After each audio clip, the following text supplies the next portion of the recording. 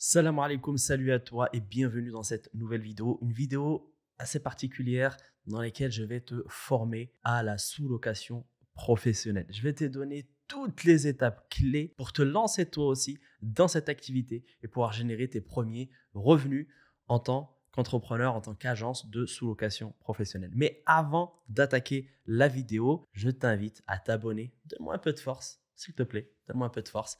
Moi, ça me fait plaisir. Et vous, en fait, vous avez un seul clic. En réalité, likez, commentez et dites-moi voilà si ce genre de vidéo vous plaît à la fin, Inch'Allah. La première étape quand on se lance dans cette activité-là qui est la sous-location professionnelle, donc bien évidemment, comme tout bon chef d'entreprise, on se doit de structurer notre activité. C'est extrêmement important. Et quand je parle de structure, c'est la structure juridique d'une part, mais aussi mettre en avant un peu votre autorité, votre expertise, que ce soit à travers les réseaux, que ce soit à travers un site web, etc. Concentrons-nous sur la structure juridique. Bien évidemment, pour pouvoir vous lancer dans cette activité qui est la sous-location professionnelle, il va falloir répondre donc à un certain cadre légal. Et ça passe du coup par la création d'une entreprise. Peu importe le statut juridique, cela dépend en réalité de votre statut, de vos objectifs, comment vous souhaitez vous rémunérer, est-ce que vous voulez vous rémunérer, etc. etc. Et en fonction des profils, eh ben, vous allez soit vous lancer donc en micro-entreprise ou en CAS ou en SARL, SAS-LIS, SAS-LIR. Donc, encore une fois, tout dépend de votre profil. Moi, le conseil que je peux vous donner en réalité sur cette partie-là, c'est vraiment de vous rapprocher donc d'un comptable, voire même un expert comptable, pour vous diriger vers la meilleure forme juridique et la plus adaptée à votre situation pour une meilleure optimisation fiscale. D'accord? Donc, la création de société, ça, c'est la base des bases. Ensuite, donc, il va falloir, comme je l'ai dit tout à l'heure, donc créer un peu votre autorité. Donc, ça passe par le fait d'avoir un petit site web qui explique votre avantage, qui explique votre activité et les avantages à passer par votre agence. Quels sont les avantages? C'est très important. Donc, le propriétaire, quand vous allez le rencontrer avec une carte visite, avec un site web qui explique votre activité, ben, il va vous voir comme un vrai professionnel. Donc, forcément, là, vous allez asseoir votre autorité. Et ça, ce n'est pas négligeable. D'accord? Donc, voilà concernant la structure de votre activité. Ça passe par là obligatoirement. À ne pas oublier, bien évidemment, pour rester dans le cadre légal, passer par un bail spécifique. Très, très important. Donc, vous n'allez pas pouvoir louer un appartement, donc sous-louer un appartement de manière professionnelle pour avoir des gains avec un bail d'habitation classique. C'est pas comme ça que ça se passe, je vous le dis de suite. Il faut passer par un bail spécifique, un bail qui a été rédigé, qui a été validé par des avocats spécialisés dans le droit immobilier. D'accord? Donc voilà pour ce qui est de la première étape. Ensuite, la deuxième étape, ça va être l'étude de marché. Bien évidemment, on ne va pas se positionner sur le premier bien comme ça au petit bonheur la chance. Non, c'est pas comme ça que ça se passe. Il va falloir faire son étude de marché, une étude concurrentielle avant même de se positionner sur un premier bien. Sur un bien, il va falloir étudier, il va falloir estimer le chiffre d'affaires potentiel que vous allez générer. Comment? J'ai fait une vidéo complète sur ce sujet-là en réalité. Je vous invite à aller la checker.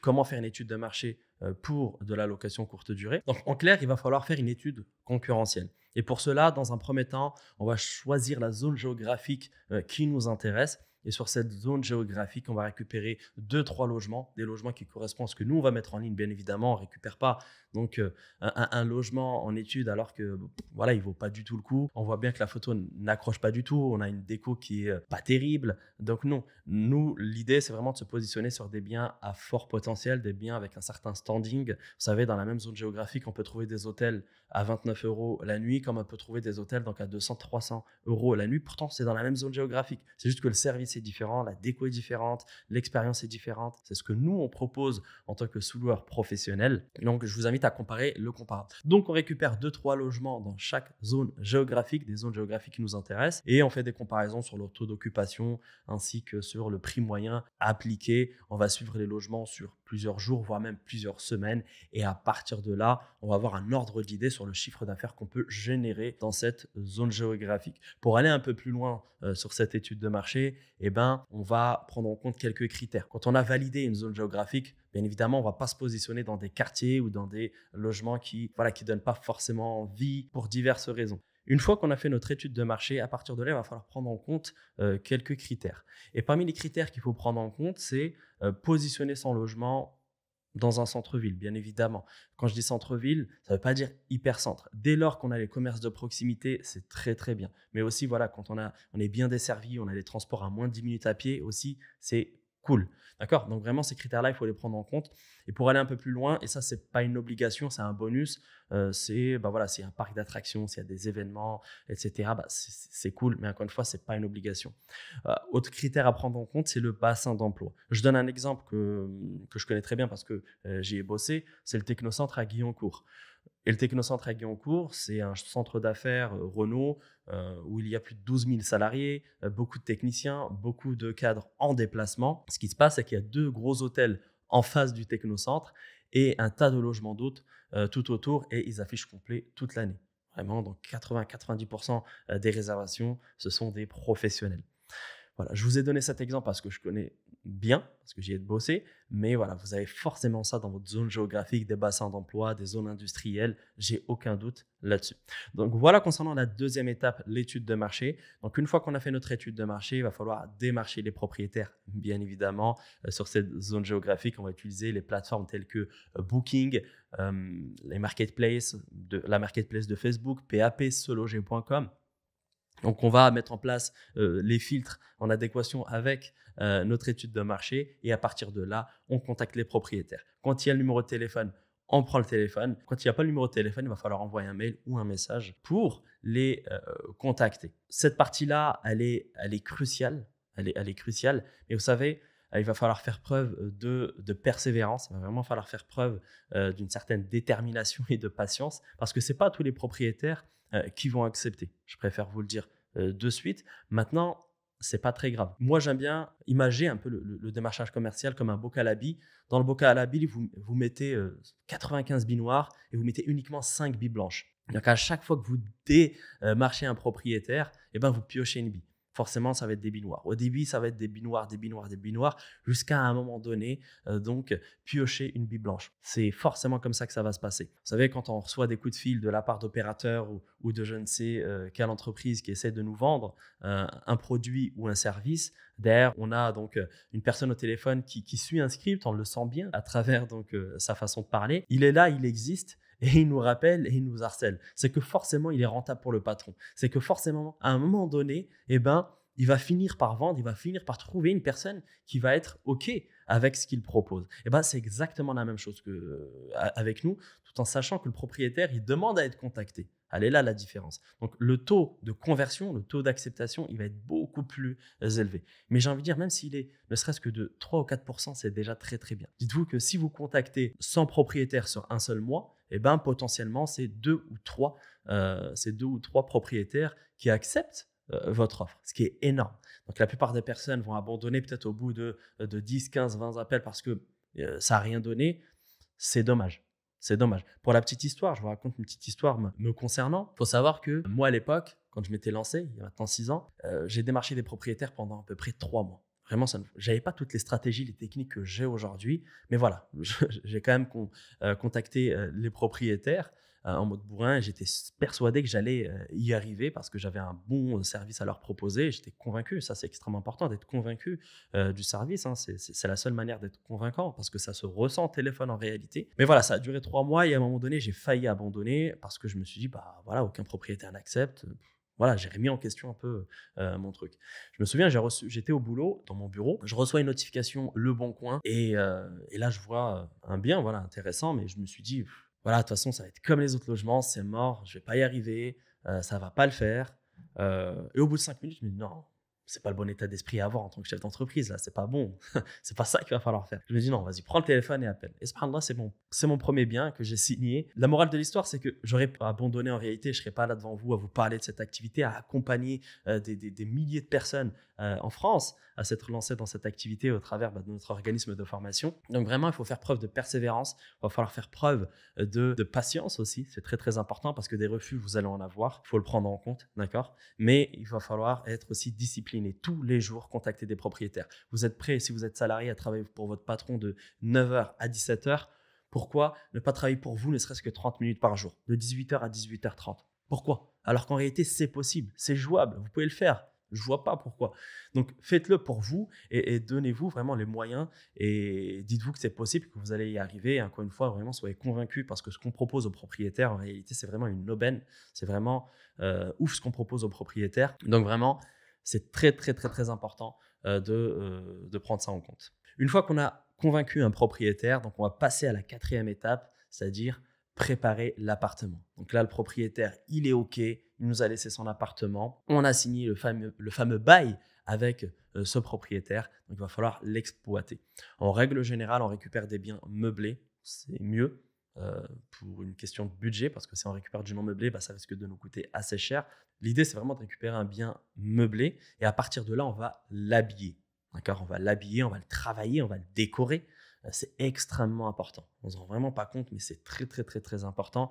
L'idée, c'est d'augmenter la valeur perçue du bien, créer l'effet waouh auprès du voyageur. Une vraie expérience au-delà d'un simple service. Et c'est ça qui va faire la différence. Et c'est ça qui va faire que vous allez cartonner. Je vous pose la question en réalité quand vous réservez sur Airbnb pour vos vacances. Voilà, vous êtes prêt à mettre 10, 20, 30 euros plus cher que le logement du voisin parce qu'en fait, il vous met plus en confiance. Pourquoi? Parce que ce logement, il accroche à travers donc, sa déco, à travers les photos professionnelles, à travers une description qui permet vraiment de se projeter dans le logement, les avis aussi derrière. Donc, vous êtes prêt à mettre plus d'argent. Et c'est ça qui va faire la pérennité de votre business et la stabilité de votre business. Et j'insiste sur un point à ce niveau-là parce que si vous ne maîtrisez pas donc, la déco telle que moi, voilà, en toute transparence, c'est quelque chose que je ne maîtrise pas. Je n'arrive pas à me projeter quand je vois un logement. Quand je vois un logement, je n'arrive pas à me projeter. Donc, je fais appel à un professionnel. Tout simplement, faites appel à un professionnel de la décoration si vraiment vous avez du mal. Parce que moi, j'estime que c'est un métier, c'est très important. Et au-delà aussi de la partie déco, il y a aussi les photos. Donc, vous avez beau avoir le dernier des iPhone ou Samsung, moi, je vous invite vivement à faire appel à un photographe professionnel qui est là, voilà, qui a une certaine maîtrise de son métier, que ce soit à travers donc, la luminosité, les cadres, projection et tellement de choses. Donc vraiment, je vous invite donc, à faire appel à un professionnel parce que votre photo, la photo d'accroche, c'est votre vitrine. Donc imaginez votre bien sur Airbnb ou Booking ou d'autres plateformes, euh, voilà, sur une rue, au final, on peut carrément dire que votre bien est sur une rue et il y a un tas de visiteurs. Donc, soit ils s'arrêtent, soit ils ne s'arrêtent pas. Pourquoi ils devraient s'arrêter? Pourquoi ils ne s'arrêteront pas? Donc là, la question, c'est pourquoi ils vont cliquer sur votre annonce? Pourquoi ils ne vont pas cliquer sur votre annonce? Pourquoi ils vont cliquer sur le concurrent et pas vous? Tout simplement, c'est votre photo d'accroche. Si votre photo d'accroche ne donne pas envie, forcément, vous allez avoir moins de clics, donc moins de visibilité, moins de demandes et moins de réservations. Ok, très très important. On est professionnel, on agit comme des vrais professionnels et pour cela, il va falloir donc bien décorer l'appartement. Ok, très très important. Et de deux, faire appel donc à un professionnel de la photo si vous ne l'êtes pas. Ensuite, une fois qu'on a préparé le bien, on l'a décoré, il va falloir mettre en ligne cet appartement via les plateformes de réservation que vous connaissez très bien. Airbnb, Booking, TripAdvisor, Abritel.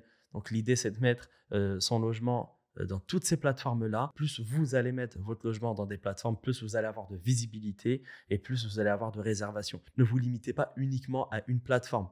Donc souvent, on jure uniquement sur Airbnb alors que Booking nous permet d'avoir plus de réservations, carrément. Mettez votre logement sur toutes ces plateformes-là, sur un maximum de plateformes, au minimum 2. Vraiment, c'est le grand minimum. Si vous pouvez mettre votre logement sur 3 ou 4 plateformes, c'est très, très bien. D'accord? Ensuite, synchronisez les calendriers, bien évidemment, pour éviter les doubles réservations. C'est quelque chose qu'on peut faire entre les plateformes de réservation pour que quand il y a une réservation sur une plateforme, ça bloque sur les autres plateformes et vice-versa. Et à partir de là, donc, on a nos premières demandes, nos premières réservations et on reçoit nos premiers clients.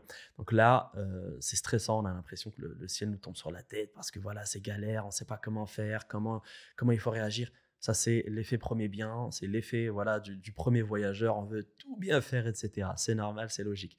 Donc là, vous allez être sur une étape où il va falloir prendre en main votre activité. Et pour cela, il va falloir avoir un maximum de réservations, de prendre en main votre activité et surtout, peut-être pas au début, mais à un moment donné, il va falloir automatiser votre activité. Il va falloir l'automatiser. Donc, pour cela, ça passe par des boîtes à clés sécurisées pour faire en sorte à ce que le voyageur intègre le logement de manière autonome, déléguer l'aspect ménage, déléguer aussi toute la partie maintenance et automatiser une bonne partie des messages que vous allez envoyer aux voyageurs. Donc voilà, c'est très très important, histoire de générer des revenus passifs tout simplement. Moi, c'est cette activité-là qui aujourd'hui m'a permis de quitter progressivement le salariat, là où je m'étais lancé dans un tas d'activités qui ont plus ou moins fonctionné, plus ou moins chronophages, jusqu'à tomber sur cette activité qui vraiment m'a permis de de pouvoir sortir du salariat. Voilà, on arrive à la fin de cette vidéo. Voilà, je vous ai donné les différentes étapes clés pour vous lancer dans cette activité qui est la sous-location professionnelle. Voilà, j'imagine que là, on a parlé des grandes lignes en 15-20 minutes. Forcément, voilà, je ne vais pas avoir le temps de vous parler de tout, vous vous rendez bien compte. C'est la raison pour laquelle je vous ai préparé aussi donc, une conférence en ligne pour y accéder. Donc, il suffit tout simplement d'y aller dans la description. Il y a un lien. Vous cliquez sur ce lien et à partir de là, vous allez avoir accès à cette conférence en ligne, Inch'Allah. Donc, durant cette conférence, je vais aborder l'ensemble des points qu'on a vus ensemble. Je vais être en direct live et vous allez pouvoir me poser toutes vos questions. J'insiste aussi, donc cette conférence, elle est totalement gratuite, donc ça vaut clairement le coup de s'inscrire et de profiter pleinement, Inch'Allah. Voilà. Encore une fois, si cette vidéo t'a plu, n'hésite pas à me le faire savoir, n'hésite pas à t'abonner, à liker, vraiment, ça permet moi de continuer dans ma lancée. C'est très, très important. Et si ce genre de format te plaît, n'hésite pas à me le faire savoir aussi. Et je te dis à très bientôt pour une prochaine vidéo. Assalamu alaikum.